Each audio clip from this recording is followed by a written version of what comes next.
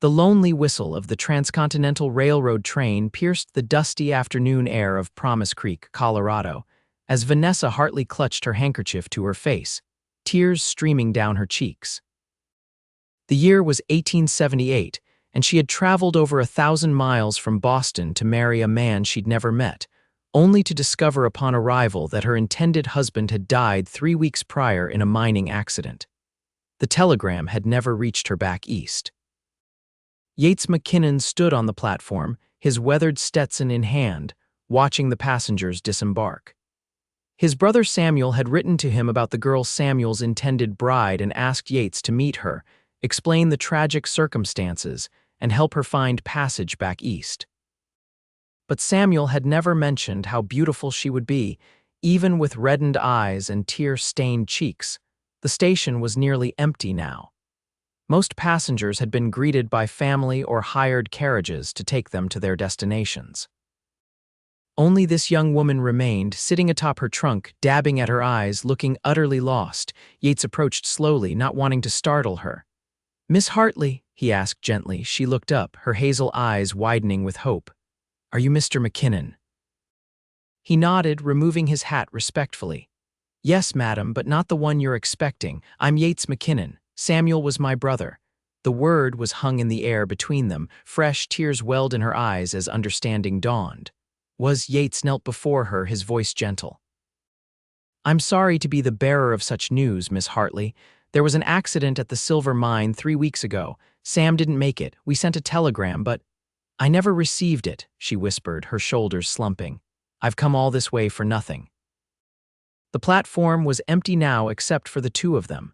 The station master had retreated to his office, giving them privacy for this difficult moment. "You must be exhausted from your journey," Yates said, standing and offering his hand. "Let me take you to the hotel in town. You can rest, and tomorrow we can figure out what's best." Vanessa looked at his outstretched hand, then up at his face tanned from the sun, kind eyes the color of the Colorado sky, and a respectful demeanor that somehow eased her fear despite the devastating news. "I have no money for a hotel," she admitted. "I spent everything I had on the train ticket." Yates nodded. "Don't worry about that. Sam would want me to make sure you're taken care of." He reached down and lifted her trunk with ease, the muscles in his arms flexing beneath his worn cotton shirt. "It's not far to town. My wagon's just outside the station." Vanessa followed him, her legs unsteady after the long train journey. The October air was crisp, cooler than she was accustomed to in Boston. She pulled her shawl tighter around her shoulders. Yates's wagon was simple but well-maintained. He secured her trunk in the back and offered his hand to help her onto the seat. His touch was warm and strong, and for a moment it anchored her in this strange new reality. "I'm sorry about your brother," she said as they began the short journey into Promise Creek. "Were you close?" Yates nodded, his eyes fixed on the road ahead. "Yes, madam, it's been hard losing him like that. He was so excited about your letters. Read each one to me at least twice." A blush crept up Vanessa's cheeks. "He wrote beautiful letters. He made this place sound like paradise." "It can be," Yates said, glancing at the majestic mountains in the distance. "And it can be harsh too. That's the way of the West. Beauty and danger side by side." The town of Promise Creek came into view, a single main street lined with wooden buildings, some boasting false fronts to appear more impressive than they were.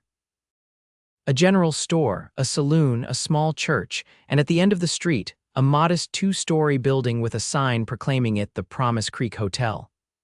"It's not much," Yates said, noting her expression, "but Mrs. Barton keeps the cleanest rooms this side of Denver." He helped her down from the wagon and carried her trunk inside. Mrs. Barton, a plump woman with kind eyes, took one look at Vanessa's tear-stained face and Yates's somber expression and immediately understood. "This is Samuel's intended," she asked quietly. Yates nodded. "Oh, you poor dear, Mrs. Barton said, taking Vanessa's hand. "You come with me. I'll give you our best room and there's hot water for a bath if you'd like." "Thank you," Vanessa managed, her voice barely above a whisper. "I'll come by tomorrow morning," Yates said. "We can talk about arrangements then." Vanessa nodded, watching as he placed her trunk at the foot of the stairs. "Thank you, Mr. McKinnon. I don't know what I would have done if you hadn't been there." His eyes met hers, and something passed between them, a moment of connection in the midst of grief and uncertainty. "Get some rest, Miss Hartley. Things have a way of looking clearer in the morning." As he left, Vanessa followed Mrs. Barton upstairs, her mind swirling with questions. What would she do now? How would she get back to Boston? And did she even want to return to the life she'd left behind? The room was simple but clean, with a narrow bed, a washstand, and a small window overlooking the main street. Mrs. Barton bustled about, pouring hot water into the hip bath that stood in the corner. "I'll bring you up some stew later," she said. "You look like you could use a good meal." When she was alone, Vanessa sank onto the bed and finally allowed herself to really cry for Samuel, for her lost dreams, and for the uncertain future that lay ahead. Morning came with the sound of roosters crowing and wagon wheels on the street below. Vanessa had slept fitfully, her dreams a jumble of train whistles and faceless men and the echo of Yates McKinnon's gentle voice. She rose and dressed in her second-best dress, a simple blue cotton with white trim, and tried to make herself presentable. A knock at her door announced Mrs. Barton with a tray of breakfast, fresh bread, butter, and coffee that smelled heavenly. "Mr. McKinnon is downstairs when you're ready, dear," she said. "Take your time." Vanessa ate quickly, her appetite returning despite her circumstances, then made her way downstairs. Yates stood when she entered the small dining room, his hat in his hands. He'd clearly made an effort with his appearance. His shirt was clean, his hair combed, his face freshly shaved. "Good morning, Miss Hartley. I hope you slept well." "As well as could be expected," she replied. "Please sit." They sat across from each other at the small table. Yates poured her more coffee from the pot on the table. "I've been thinking about your situation," he said. "The train back east doesn't come through for another week. In the meantime, you'll need somewhere to stay." "I can't afford this hotel for a week," Vanessa said, her voice tinged with worry. "That's what I wanted to discuss," Yates continued. "I have a proposition for you, but I want you to know you're free to refuse." Vanessa's heart quickened. What kind of proposition could this man, this stranger, have for her? "My ranch is about 5 miles outside of town," he explained. "It's not much, but there's a small cabin that Sam built, planning for you both to live there until he could afford something better. It's furnished, ready for a bride." His voice caught slightly on the last word. "You could stay there until the train comes. No one would bother you. I live in the main house about 100 yards away." Vanessa considered his offer. The idea of staying alone in a cabin on a strange man's property should have frightened her, but something about Yates McKinnon inspired trust. "That's very kind, but I couldn't impose." "It's no imposition," he assured her, "and it would give you time to decide what you want to do. Going back east isn't your only option, you know." She looked up, surprised. "What other option could there be?" Yates met her gaze steadily. "Promise Creek needs a schoolteacher. The last one left 2 months ago to get married. The town council's been looking for someone educated from back east. From your letters to Sam, he mentioned you taught at a girls' school in Boston." Vanessa was taken aback. "You think I could be the school teacher here? Why not? It would give you time to see if the West suits you, and if it doesn't, you can always go back east later with some money saved." The possibility hung in the air between them, a new path she hadn't considered. She'd come west to be a wife, not a teacher. But then again, she'd come west for a new beginning, and perhaps this was it, just in a different form than she'd expected. "Let me think about it," she said finally. Yates nodded. "Of course, but my offer of the cabin stands either way." Later that morning, they rode out to the McKinnon ranch in Yates's wagon. As they left the small town behind, the landscape opened up before them, rolling hills covered in golden grass, the distant mountains blue against the sky. It was beautiful in a wild, untamed way that made Vanessa's heart expand. "Your brother described this land in his letters," she said. But his words didn't do it justice. Yates glanced at her, a small smile playing at his lips. "It gets in your blood. That's what happened to Sam and me. We came out from Pennsylvania 10 years ago thinking we'd make our fortune and go back. Never did go back." "What happened to your parents?" "Passed on. Pa in 68, Ma the year after. It was just Sam and me after that. We worked the mines for a few years, saved enough to buy this land, been ranching ever since." "And now it's just you," she said softly. He nodded, his eyes on the horizon. "Just me." The ranch came into view, a modest main house built of logs and stone, a large barn, corrals with several horses, and a smaller cabin set a little apart from the main house. It was rustic but well kept, evidence of hard work and care. "There it is," Yates said. "McKinnon Ranch." He stopped the wagon in front of the smaller cabin. "This is where you'd stay. Come see if it suits you." The cabin was simple but charming, one main room with a stone fireplace, a small kitchen area, a table with 2 chairs, and a bed in the corner with a colorful quilt. A bookshelf held a few volumes and curtains framed the windows. It was humble but clean and welcoming. "Sam built most of the furniture himself," Yates said, running his hand along the table. "He wanted everything to be nice for you." Vanessa felt tears threatening again. This cabin represented the life she'd traveled so far to begin, a life now lost to her. "It's lovely," she managed. "I'll bring your trunk over from town this afternoon if you decide to stay," Yates said, "and I'll show you around the ranch.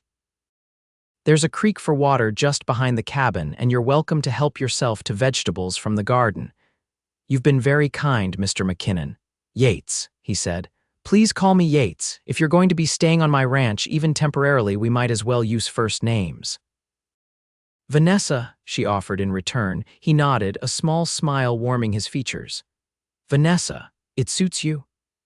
That evening, after Yates had brought her trunk and shown her around the ranch, Vanessa sat on the small porch of the cabin, watching the sunset paint the mountains in shades of pink and gold. She felt a strange peace settling over her. The grief was still their grief for Samuel and for the life she'd planned, but beneath it was a sense that perhaps she was exactly where she needed to be. A movement caught her eye. Yates was walking toward the cabin, carrying something. As he drew closer, she saw it was a plate covered with a cloth. "Thought you might be hungry," he said, climbing the porch steps. "I'm not much of a cook, but I can manage a decent stew."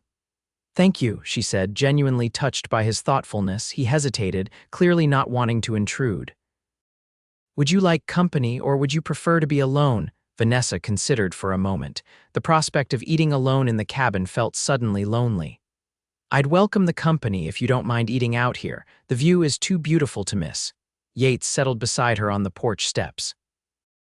He'd brought 2 plates, and he served them both from the pot of stew. The food was simple but good: beef, potatoes, and carrots in a rich broth. They ate in companionable silence for a while, watching as the first stars appeared in the darkening sky. "I've been thinking about your offer," Vanessa said finally, "about the teaching position." Yates turned to look at her, his expression interested but not pressing. "I think I'd like to try it," she continued, "at least until I can save enough money to have options. Going back to Boston right now, there's nothing waiting for me there." "What about family?" Vanessa shook her head.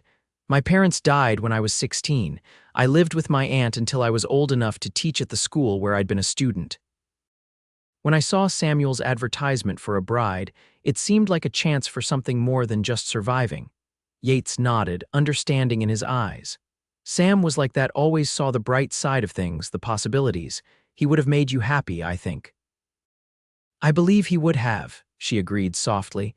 They fell silent again, the night sounds of the ranch surrounding them, crickets chirping, the occasional whinny from the horses in the corral, the distant howl of a coyote. "I'll speak to the town council tomorrow," Yates said. "The school term should start soon. Most of the children are free from helping with harvests by now." "How many students would there be?" "Maybe 20, ranging from 6 years old to 14 or so. Once they're old enough to work full-time, most families keep them home." Vanessa nodded. "It wasn't so different from the East in that regard. I'll need to prepare lessons. There are some books and supplies at the schoolhouse. It's a simple building, but it serves its purpose. 1 room, desks for the students, a desk for the teacher, and a blackboard." The conversation flowed easily between them as the night deepened. Yates told her stories about growing up in Pennsylvania, about coming west with Samuel, about their early struggles and successes with the ranch. Vanessa shared her own stories of teaching in Boston, of her dreams of adventure that had led her to answer Samuel's advertisement. When the night air grew chilly, Yates stood to leave. "I should let you get some rest. It's been a long day." "Thank you for dinner," Vanessa said. "And for everything else." He paused at the bottom of the porch steps, looking back at her. The moonlight silvered his features, highlighting the strong line of his jaw and the gentleness in his eyes. "Good night, Vanessa. Good night, Yates." Inside the cabin, Vanessa lit the lamp and prepared for bed. As she slipped beneath the colorful quilt, she realized that for the first time since stepping off the train, she felt a flicker of hope for the future. The days that followed fell into a rhythm. Yates spoke to the town council, who were delighted to have an educated Easterner willing to take on the role of schoolteacher. The pay was modest, but included the use of a small room at the back of the schoolhouse if she wanted it. Vanessa decided to remain in the cabin at the ranch for now. It was more comfortable, and she found she enjoyed the daily wagon rides to and from town with Yates. The schoolhouse was indeed simple, but adequate. Vanessa spent several days cleaning it thoroughly and organizing the available supplies. She wrote out lesson plans, separating the children into groups based on age and ability. When the first day of school arrived, she was nervous but prepared. The children of Promise Creek proved to be much like children anywhere, some eager to learn, others reluctant, all curious about their new teacher from the East. Vanessa found herself enjoying the challenge. There was a freedom to teaching here that she hadn't experienced in Boston, where the curriculum had been rigidly controlled. October turned to November, and the weather grew colder. Yates taught her how to keep the cabin's fireplace burning efficiently and showed her how to chop kindling when he wasn't available to do it for her. He often brought her dinner in the evenings, and they would talk about their days, her progress with the children, his work on the ranch. One evening, as they sat by the fire in her cabin after dinner, Vanessa realized how comfortable she had become in his company. There was an ease between them that surprised her, considering they had only known each other for a few weeks. "I had a letter from my aunt today," she said, breaking a companionable silence. "She was shocked to hear about Samuel, but says perhaps it's for the best that I return to Boston." Yates looked up from where he was whittling a small piece of wood. "Is that what you want to do?" Vanessa considered the question. "A month ago, I would have said yes without hesitation, but now, I'm not so sure. I'm enjoying teaching here. The children are making progress, and She hesitated. "And you?" he prompted gently. "I'm starting to feel at home," she admitted. "Which is strange, because this place is so different from everything I've known." Yates smiled, a warm expression that reached his eyes. "The West has a way of doing that to people. It challenges you, makes you discover strengths you didn't know you had." "It's not just the place," Vanessa said, gathering her courage. "It's the people. Mrs. Barton, who checks on me every day when I'm in town, the children and their parents, and you, Yates. Your kindness has meant more to me than I can express." He set aside his whittling and looked at her directly. "It's been no hardship, Vanessa, having you here, seeing you each day. It's brought light back to this place. After Sam died, I wasn't sure I wanted to stay. The ranch felt empty, but now—" The words hung between them, full of meaning neither was quite ready to articulate. "Will you stay through the winter?" he asked instead. "The school term runs until April." "Yes," she said, surprising herself with how certain she felt. "I'll stay through the winter at least." His smile widened. "I'm glad." The winter of 1878-1879 proved to be severe. Heavy snow fell in December, making travel between the ranch and town difficult. There were days when school had to be canceled because the children couldn't safely make the journey. On those days, Vanessa helped around the ranch, learning from Yates how to care for the animals and manage a household in the harsh western winter. Christmas approached, bringing with it a wistful mood. Vanessa missed the elaborate celebrations of Boston, the decorated shops, the church services with full choirs, the exchange of gifts. But Promise Creek had its own traditions. The whole town gathered in the church for a service on Christmas Eve, followed by a community dinner where everyone brought what they could. Vanessa contributed pies made from preserved apples that Yates had stored in the root cellar. He escorted her to the celebration, looking handsome in his best shirt and clean-shaven face. The townspeople had fully accepted her as their schoolteacher by now, and many stopped to chat, expressing their gratitude for her work with their children. As they drove back to the ranch that night, the stars brilliantly clear in the cold winter sky, Yates surprised her with a small package. "Merry Christmas, Vanessa." She unwrapped it carefully to find a beautiful hand-carved wooden box. The lid featured an intricate design of mountains and trees, clearly representing the landscape around Promise Creek. "Yates, it's beautiful," she breathed, running her fingers over the smooth wood. "Open it," he encouraged. Inside was a delicate silver pendant on a chain, a small star. "I noticed you like to look at the stars," he explained. "Thought you might like to carry one with you." Tears pricked Vanessa's eyes. It was the most thoughtful gift she'd received in years. "Thank you, I love it." "But I don't have anything for you. You being here is gift enough," he said quietly, back at the ranch. She insisted he come into the cabin for coffee before retiring. As they sat by the fire, Vanessa felt a sense of contentment she hadn't expected to find when she'd stepped off that train in tears just months ago. "Would you put it on for me?" she asked, holding out the necklace. Yates took it, his fingers brushing hers. She turned her back to him, lifting her hair. His hands were warm as they placed the chain around her neck, his fingers grazing her skin as he fastened the clasp. The touch sent a shiver through her that had nothing to do with the winter cold. When she turned back to face him, they were closer than before. His eyes, blue as a summer sky despite the winter night, searched hers. "Vanessa," he said, his voice low, "I know it's too soon. I know you came here to marry my brother. But I find myself thinking about you in ways that go beyond friendship." Her heart raced. She had been having similar thoughts but had pushed them away, feeling it would somehow dishonor Samuel's memory. "I've been thinking the same things," she admitted, and feeling guilty for it. Yates took her hands in his. "Sam would want us both to be happy. He wasn't a man to hold grudges or expect people to mourn forever. It still feels complicated." "It is," he agreed, "and I'm not asking for anything right now, just wanted you to know how I feel. We have time." The winter nights were long, giving Vanessa plenty of time for reflection. Her feelings for Yates had developed slowly but steadily. What had begun as gratitude had deepened into respect, friendship, and now something more. But was it right to love the brother of the man she'd come to marry? She wrote to her aunt, pouring out her confused feelings. The reply, when it finally arrived through the snow-delayed mail, was surprisingly supportive. "Life offers us unexpected paths, my dear. Your Samuel is gone, God rest his soul, but you are alive and deserving of happiness.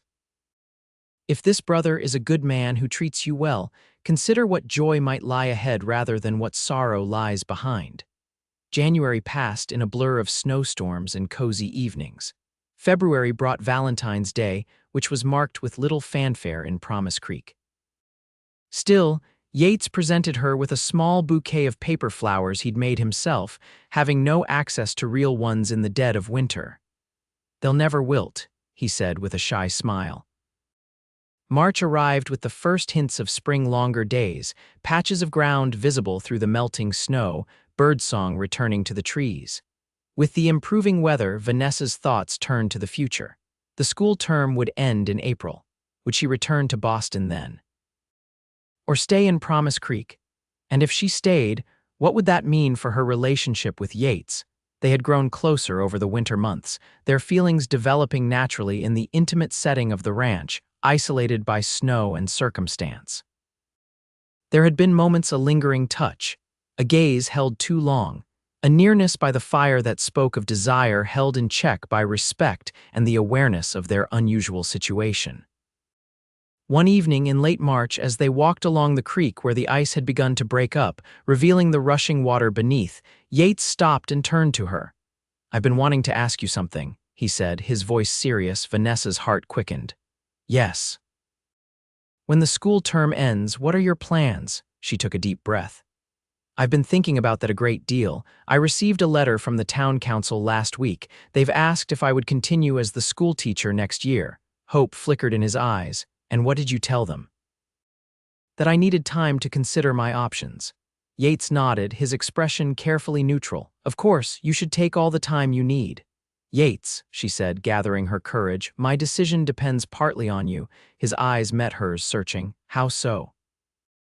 "These past months living here, getting to know you, I've come to care for you deeply. If there's a possibility of a future together, I want to stay. But if not, if what's between us is only friendship and the memory of Samuel, then perhaps I should return east." Yates took her hands in his touch warm despite the cool spring air. Vanessa, I've been holding back because I didn't want to rush you, didn't want you to feel pressured, but the truth is, I love you. I think I started falling in love with you that very first day when you stepped off the train in tears and showed such courage in the face of devastating news. Tears filled her eyes, but these were tears of joy, not sorrow. I love you too, Yates. It happened so gradually I hardly noticed until it was too late to stop it. He pulled her gently into his arms, and their lips met in a first kiss that was tender, reverent, and full of promise. When they parted, his forehead rested against hers. Stay, he whispered. Not just for the school term, stay forever, be my wife. Vanessa's heart soared. Are you certain? People might talk, let them, he said firmly. We know the truth of our hearts. Samuel would want this for us both. He'd want his brother and the woman he admired to find happiness together. Yes, she said, the word feeling absolutely right. Yes, I'll stay, I'll be your wife. They were married in the Promise Creek Church on a beautiful day in early May. The entire town turned out for the celebration, the schoolchildren serving as attendants, Mrs. Barton providing a wedding cake that rivaled any Boston bakery's creation. Vanessa wore a simple white dress with her silver star pendant. Yates looked handsome in a new suit, his eyes never leaving her face as they spoke their vows. There was a bittersweet moment when they both silently acknowledged Samuel's absence, but it was overshadowed by the joy of the day. As they rode back to the ranch that evening, now husband and wife, Vanessa looked out at the land that had become her home. The mountains stood majestic in the distance, the spring grass was vibrant green, and the creek sparkled in the setting sun. Happy? Yates asked, his arm around her waist as he guided the horses. More than I ever thought possible, she replied honestly. When I stepped off that train last October, I thought my dreams were shattered. I never imagined I would find a new dream, a better one. He kissed her temple gently. We'll build a good life together, Vanessa, I promise you that. We already have, she said, leaning into his embrace. That night, in the main house that was now their shared home, they came together as husband and wife, their love expressed in tender touches and whispered words of devotion. Vanessa, who had come west seeking a husband and found heartbreak instead, now discovered a deeper joy than she had ever imagined possible.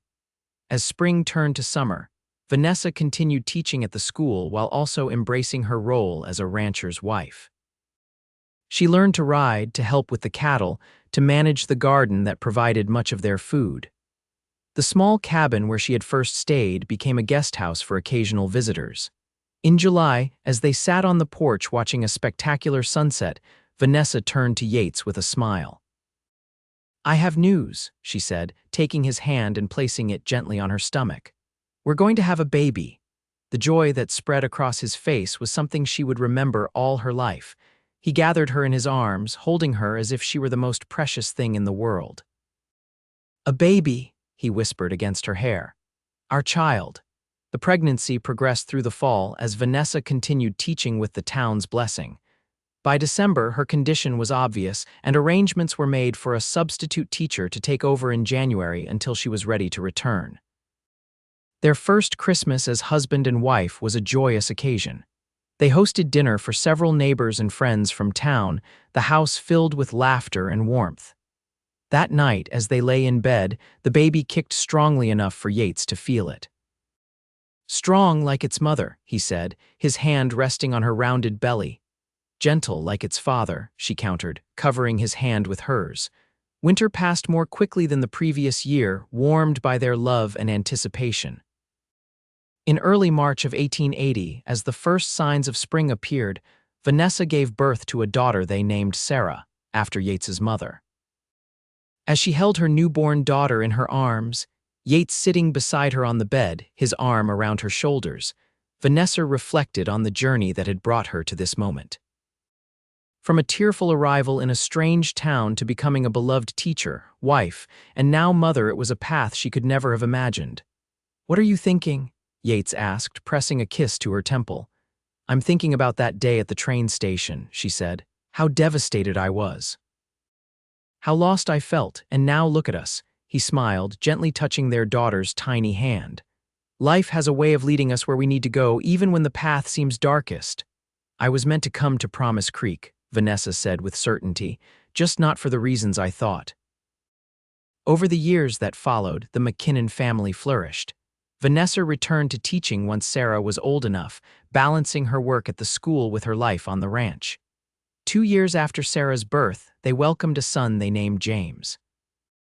The ranch prospered under Yates's careful management, expanding to become one of the most successful in the territory.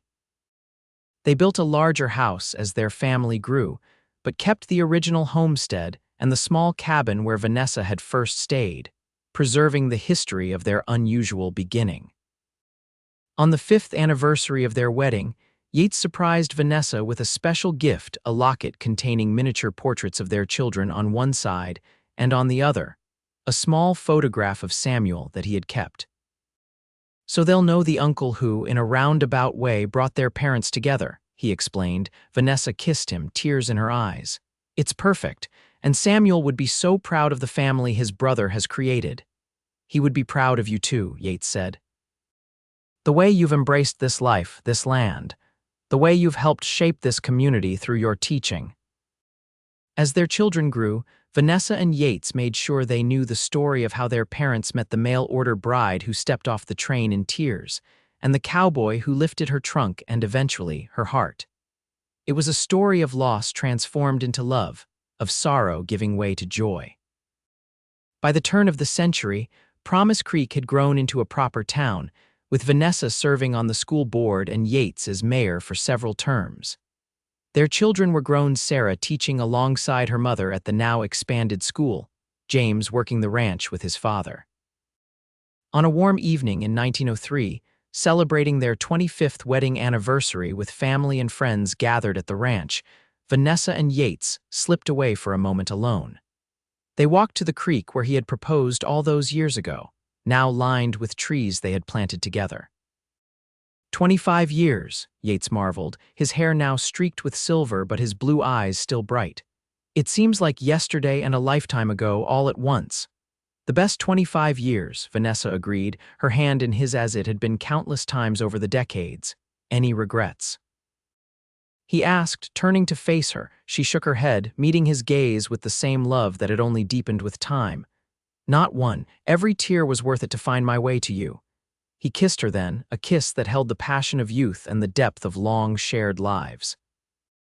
When they parted, the setting sun bathed them in golden light, highlighting the lines that years of laughter and occasional sorrow had etched on their faces now as familiar to each other as their own. "We should get back," Vanessa said after a moment. "Our guests will be wondering where we've gone." Yates nodded but didn't immediately move. "I just wanted a moment to say thank you." "For what?" "For staying, for loving me, for building this life with me, for our children, for everything." Vanessa's heart swelled with emotion. "Thank you for being there that day at the station, for lifting my trunk and eventually my heart." Hand in hand, they walked back toward the house where their family waited, the family created from an unexpected beginning, proof that sometimes the most beautiful journeys start with tears. As they rejoined the celebration, surrounded by the lives they had touched and the love they had nurtured, Vanessa thought again of that October day long ago when she had stepped off the train in tears, believing her dreams were shattered. How wrong she had been. Those tears had been the beginning, not the end, the first drops of a rain that had nourished the most beautiful garden of her life. And as Yates caught her eye across the room, his smile still making her heart skip a beat after all these years, she knew with absolute certainty that she was exactly where she was meant to be, home, in the heart of the West, in the arms of the man who had loved her through every season of their shared life. In the years that followed, Vanessa and Yates watched their grandchildren grow, the McKinnon ranch expanding further as James and his wife took over more of the operations. Sarah married the town doctor and continued teaching, eventually becoming the school principal. The 20th century brought changes to Promise Creek. Automobiles replaced many of the horses. Electricity came to the town, and the railroad that had once brought a tearful Vanessa to Colorado became part of a vast network connecting the once isolated West to the rest of the nation. Through it all, Vanessa and Yates remained constants in the community, their love story becoming something of a local legend. Young couples would ask them the secret to their happy marriage, and Yates would always look at Vanessa with that same tender expression before answering. "Love is a choice you make every day," he would say. "Some days it's easy, some days it takes work, but if you're fortunate enough to find someone who sees your true self and loves you anyway, hold on tight." In 1928, they celebrated their 50th wedding anniversary with a community-wide gathering. By then, Vanessa had retired from teaching, though she still tutored children who needed extra help. Yates had handed over most of the ranch operations to James and his sons, but still rode out daily to check on the cattle and enjoy the land he loved. That golden anniversary celebration was a reflection of the lives they had built, not just their family, which now included great-grandchildren, but the entire community that had flourished partly because of their contributions. The schoolhouse where Vanessa had taught for decades bore a plaque with her name. The town hall had a portrait of Yates from his years as mayor. As they stood together, receiving congratulations and well wishes, Vanessa leaned close to her husband. "Did you ever imagine that day at the train station that we would be standing here 50 years later?" Yates smiled, the lines around his eyes deepening. "I knew the moment I saw you that you were special. But this," he gestured to the gathering around them, "this exceeds even my most hopeful dreams." In their twilight years, they spent peaceful days on the ranch, watching the rhythms of the seasons, enjoying visits from their extended family, and reminiscing about the full life they had shared. Yates passed away peacefully in his sleep in the spring of 1932 at the age of 84. Vanessa found him in the morning, his expression serene, his hand outstretched toward her side of the bed as if reaching for her even in death. The entire town mourned with her. The funeral was attended by hundreds, many traveling from distant places where the story of Yates McKinnon and his mail-order bride had spread over the decades. After the funeral, as the family gathered at the ranch, Sarah found her mother sitting alone on the porch, looking out at the mountains that had been the backdrop to her life for so long. "Are you all right, Mother?" she asked gently, sitting beside Vanessa. "I am," Vanessa said, surprising herself with how true it felt. "Your father and I had 54 years together. That's more than most people get, and they were good years, Sarah, so very good." "You'll stay here at the ranch," Vanessa nodded. "This is my home. Every corner of it holds memories of your father, of you children growing up, of the life we built. I couldn't leave." She lived another 5 years, remaining active in the community, beloved by all who knew her.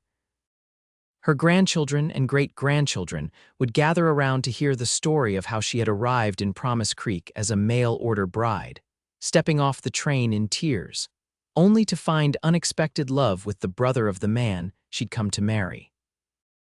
"It wasn't the path I expected," she would tell them, "but it was the right one. Sometimes the greatest blessings come disguised as disappointments." In the summer of 1937, at the age of 82, Vanessa joined Yates in eternal rest.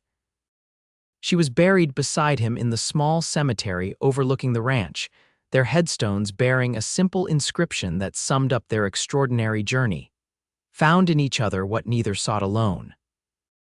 The McKinnon Ranch continued to thrive under the care of their descendants. The story of its founders passed down through generations, a legacy not just of land and cattle, but of love that had transformed tears of sorrow into tears of joy. A reminder that sometimes the end of one dream is simply the beginning of a better one. And in Promise Creek, long after those who had witnessed their story firsthand were gone, schoolchildren would learn about Vanessa and Yates McKinnon, the teacher who shaped young minds for decades and the rancher who helped build the town.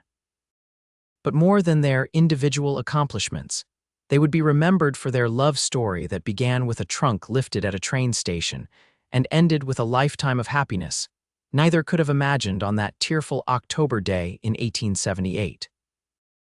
It was a story that reminded all who heard it that love often comes when least expected, that tears can be the prelude to joy, and that sometimes the most beautiful journeys begin with a single step off a train into an unknown future.